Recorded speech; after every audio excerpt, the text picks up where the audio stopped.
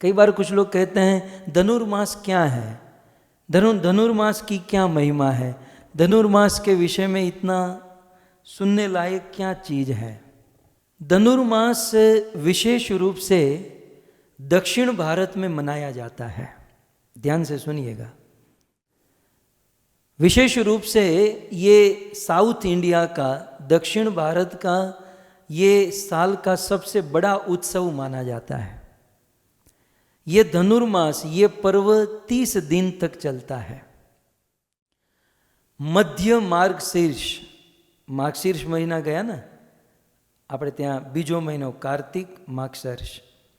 श्रीमद् भगवद गीता में कृष्ण ने कहा भी है कि मासा नाम मार्गशीर्ष अहम। कृष्ण कहते हैं कि 12 मासों में मैं मार्गशीर्ष महीना हूँ। सो मार्गशीर्ष महीने के मध्य में, अर्थात मार्गशीर्ष महीने की पूर्णिमा से ये प्रारंभ होता है और पोष महीने की पूर्णिमा तक, माने आधा मार्गशीर्ष और आधा पोष महीना, ये धनुर्मास चलता है। जब सूर्य धनु राशि में प्रवेश करता है तब उसे धनु संक्रांति कहते हैं, और जब सूर्य मकर राशि में प्रवेश करता है तो उसे मकर संक्रांति कहते हैं। तो धनुर संक्रांति से लेकर मकर संक्रांति तक 30 दिन का यह पर्व बड़े जोर शोर से मनाया जाता है। अर्थात अब हमारे दिमाग में तो इंग्लिश कैलेंडर भरा है, तो बच्चों के लिए कह दूं 16 दिसंबर से लेकर 14 जनवरी तक, 16 दिसंबर से लेकर 14 जनवरी तक ये धनुर्मास चलता है। विशेष रूप से इस महीने में भगवान विष्णु की उपासना, भगवान वैकुंठ नाथ की उपासना की जाती है, और इस महीने में ज़्यादा से ज़्यादा उपवास किया जाता है। अब उपवास की बात आती है तो मेरे जैसे लोगों को थोड़ा सा कष्ट होता है। देखिए, हमारी मन की धारणा ही कुछ बदल चुकी है। हम जब उपवास शब्द सुनते हैं ना तो तुरंत हम मेंटली प्रिपेयर हो जाते हैं कि बस अब प्रभु जी कहेंगे ये खाना बंद करो, ये खाना बंद करो, ये खाना बंद करो। हमारे दिलो दिमाग में ये उपवास की डेफिनेशन जो है ना, भोजन से जुड़ी हुई है। हमारे वहाँ क्या है, उपवास करना माने भूखे रहना, माने भोजन नहीं करना। हम लोग उपवास और भोजन को बिल्कुल जुड़ा हुआ समझते हैं, लेकिन ऐसा नहीं है। उपवास वास्तविक रूप से, उपवास की वास्तविक डेफिनेशन है उप माने निकट, वास माने रहना। उपवास माने ज़्यादा से ज़्यादा भगवान के निकट रहना, ज़्यादा से ज़्यादा भगवान के नज़दीक रहना, इसे उपवास कहते हैं। लेकिन हाँ, भगवान के निकट रहने के लिए, भगवान के नज़दीक रहने के लिए भोजन की बड़ी महिमा है। यदि ज़रूरत से अधिक भोजन करेंगे तो हम भगवान से दूर हो जाएंगे। यदि ज़रूरत से अधिक तमोगुणी आहार ग्रहण करेंगे तब भी हम भगवान से दूर हो जाएंगे।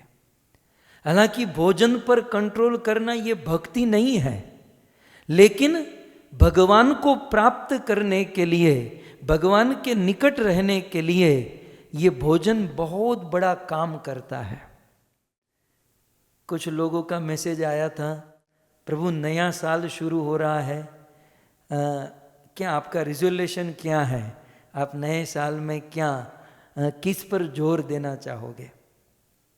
अब मैं तो भागवत का आदमी हूँ, तो भागवत से हमें ये प्राप्त होता है कि हमारे जीवन में बहुत कम समय में तुरंत क्रांति लाने के लिए, हमें कम समय में यदि भक्ति करनी है, ईश्वर की प्राप्ति करनी है, हमें बहुत बड़े लक्ष्य को प्राप्त करना है, तो 3 वस्तु के ऊपर ध्यान देंगे। 3 वस्तु यदि आपके कंट्रोल में आ गई तो भगवान आपसे दूर नहीं है, आपका लक्ष्य, आपका गोल आपसे दूर नहीं है। यदि 3 वस्तु के ऊपर आपने सिद्धि हासिल कर ली, महारथी हासिल कर ली। वो 3 वस्तु कौन सी हैं? सबसे पहले है भोजन, भोजन के ऊपर कंट्रोल। देखिए, भोजन की बात आई तो भोजन की क्वांटिटी और क्वालिटी दोनों ध्यान में रखना होगा। पवित्रता, क्वालिटी, क्वांटिटी। सो भोजन कंट्रोल में हो जाए एक। दूसरा, निद्रा कंट्रोल में हो जाए। अब निद्रा कंट्रोल में माने समय से सोना, समय से जगना, है ना, समय के अनुसार प्रकृति के साथ सोना। अर्थात प्रकृति के अनुसार तो 8 बजे की जो नींद है ये सबसे अच्छी मानी जाती है। 8 बजे से लेकर 10 रात को 8 बजे से 10 बजे जो सोता है तो 2 घंटे में उसे 12 घंटे का आराम मिल जाता है। और हमारा तो 8 बजे कथा शुरू होती है। सो खैर 8 बजे न सो सके कोई बात नहीं। दूसरा ऑप्शन ये है कि एटलीस्ट 11 बजे तक तो सो जाना चाहिए, क्योंकि 11 बजे से आयुर्वेद कहता है, हमारा साइंस कहता है कि 11 बजे से लेकर 1 बजे की निद्रा जिसमें हमारे शरीर के सारे अंगों को आराम मिलता है। सो निद्रा कुल मिलाकर भोजन कंट्रोल में हो, निद्रा कंट्रोल में हो, और तीसरा संगति, एसोसिएशन। ये 3 वस्तु को यदि हमने सिद्धि हासिल कर ली, इन 3 वस्तु के ऊपर हमने कंसंट्रेट किया, इन 3 वस्तु को यदि हम समझ चुके तो हमारी सारी इच्छा, हमारी सारी जो कामयाबी है वो हमसे दूर नहीं है। सो मैं ये कह रहा था कि इस धनुर्मास में उपवास करना चाहिए। उपवास माने ज़्यादा से ज़्यादा भगवान के निकट रहना। भगवान के निकट रहने का अर्थ है भगवान के नाम के निकट रहना, भगवान के दर्शन के निकट रहना, भगवान के मंदिर के निकट रहना। इस प्रकार भगवान से निकट रहना ये धनुर्मास का विधान है। धनुर्मास के 6 नाम है, आप नोट कर सकते हैं, शायद आपको कहीं नहीं मिलेंगे। धनुर्मास के 6 नाम है। एक है धनुर्मास जिसमें र लगा हुआ है, धनुर्मास।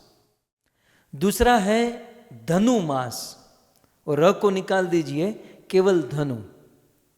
तीसरा है चाप मास, धनुर्मास को तीसरा नाम है चाप मास। चौथा नाम है कोदंडा मास, कोदंडा मास। 5वां नाम है कारमुका मास, 5वां नाम है कारमुका मास। और 6ठा नाम है शून्य मास। ये धनुर्मास जो है ना, ये सूर्य की गति के अनुसार इनका नाम पड़ा है। सूर्य जो है धनुष के आकार में गति करता है, और धनुष को आप प्रत्यंचा के साथ रख दीजिए तो एक शून्य बनता है, इसलिए धनुर्मास का एक नाम रखा गया शून्य मास। तो इस प्रकार धनुर्मास के 6 नाम है। धनुर्मास में 2 एकादशी पड़ती है, तो इनमें जो वैकुंठ एकादशी है ये बहुत पवित्र मानी गई है, और धनुर्मास में वैकुंठ एकादशी की बड़ी महिमा है। सो वैकुंठ एकादशी, इस धनुर्मास का पालन करने वाले वैकुंठ एकादशी को निर्जला उपवास करते हैं। अब धनुर्मास में कुछ वर्जित कार्य भी है। धनुर्मास में कुछ काम नहीं करने चाहिए। धनुर्मास में भौतिक कार्य वर्जित है, अर्थात बॉडी से रिलेशन, शरीर से रिलेटेड जितने भी कार्य हैं वे वर्जित हैं। अर्थात धनुर्मास में शादी, ब्याह, मुंडन, प्रवास, ये सारी बातें वर्जित हैं। परंतु और इसका कारण क्या है?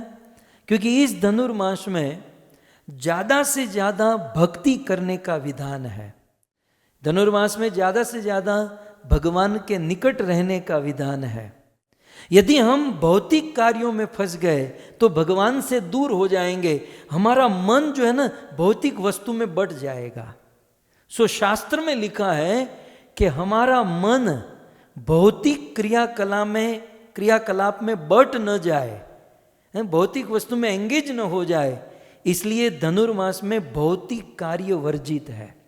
आप समझ रहे ना, भजन करने में भक्ति में मन का लगना ये बहुत आवश्यक है। तो भक्तों, भजन तो करना है, भक्ति तो करनी है, लेकिन मन लगाकर करनी है। कई बार कुछ लोग कहते हैं कि मैंने 16 माला जाप की, मैं 16 माला करता हूँ, मैं 25 माला करता हूँ, मैं रोज भागवत कथा सुनता हूँ। बात बिल्कुल सत्य है, लेकिन इस बात में तारतम्य है। कैसा तारतम्य? मैं आपको एक एग्जाम्पल दूं कि सोना जो है ना 10 कैरेट का भी होता है।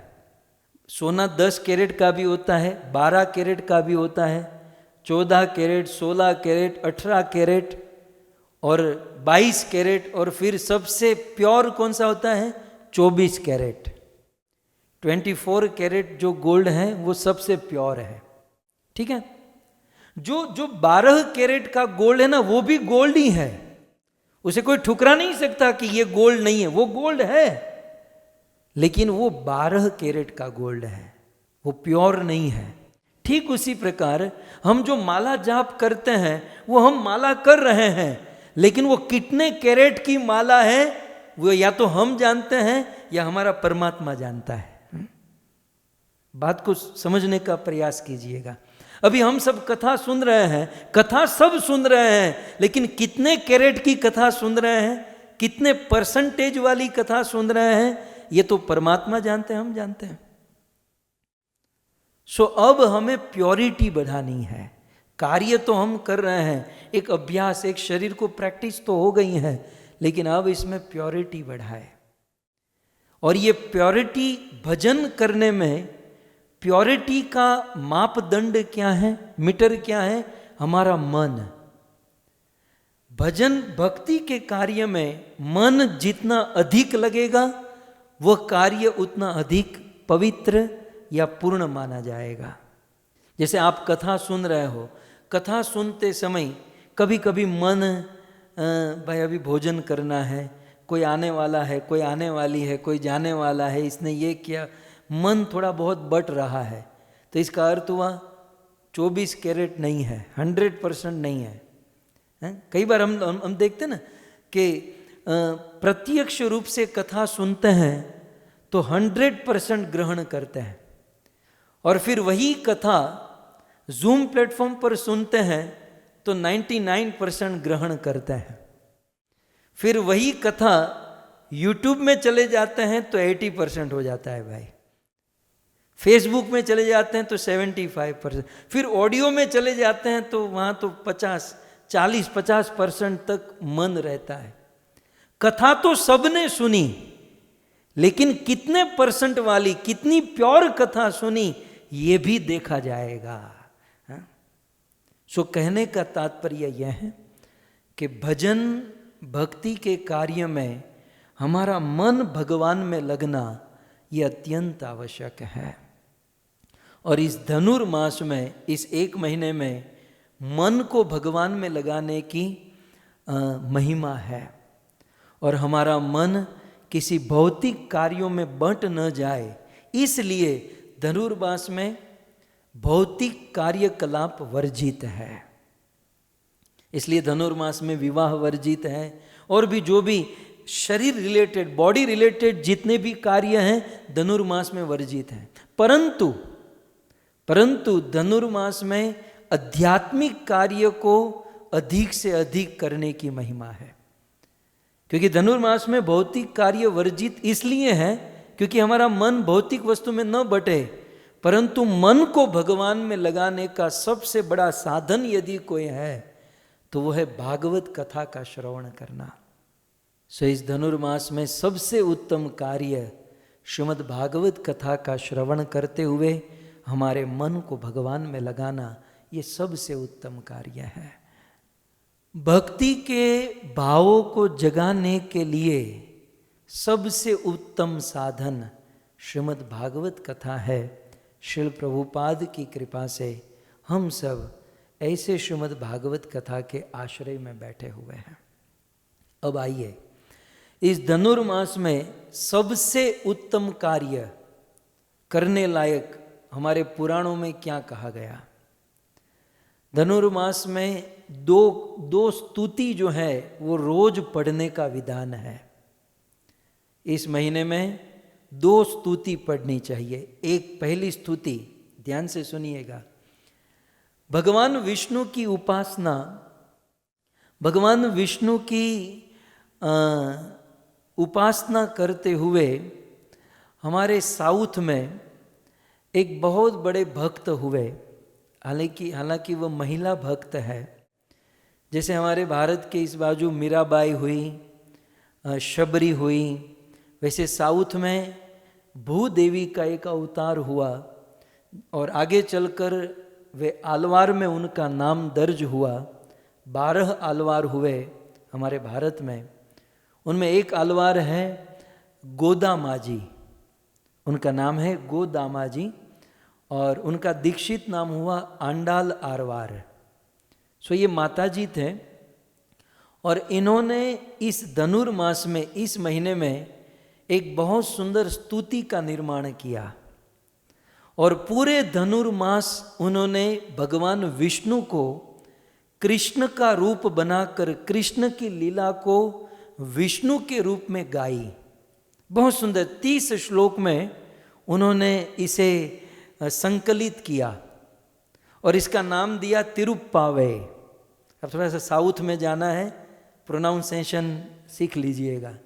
सो ये साउथ इंडियन की लैंग्वेज है, तिरुप्पावे। उन्होंने 30 श्लोक का, जैसे हमारा दामोदर अष्टकम होता है और ये सब भजन होते हैं, तो उन्होंने 30 श्लोक में तिरुप्पावे लिखा और इस धनुर्मास में रोज वे 30 श्लोक का उच्चारण करती रही। आश्चर्य की बात, पहले दिन उन्होंने 30 श्लोक गाए, दूसरे दिन धनुर्मास में, तीसरे दिन, चौथे दिन, 5वें, भक्तों 27वें दिन इस तिरुप्पाव को गाते गाते साक्षात भगवान रंगनाथ उनके घर पर प्रकट हो गए। ये वो स्तुति है जो भगवान रंगनाथ को प्रकट की है। तो तिरुप्पावे, अब हम भक्तों को तो यही देखना है कि तिरुप्पावे गाकर उन्होंने भगवान को प्रकट किया था और 27वें दिन भगवान प्रकट हुए। गोदामा जी ने, आंडाल आरवार ने ये सुंदर तिरुप्पावे का निर्माण किया और 30 दिन तक इसको गाकर भगवान नारायण की उन्होंने पूजा की। प्रथम 5 श्लोक में, प्रथम 5 छंद में उन्होंने इस व्रत का निरूपण किया। ये जो 1 महीने का धनुर्मास का जो व्रत है उसका निरूपण किया और क्या है धनुर्मास में क्या होता है, और साथ ही साथ इस 5 श्लोक के 3 श्लोक में भगवान श्री कृष्ण की महिमा को उन्होंने बताया।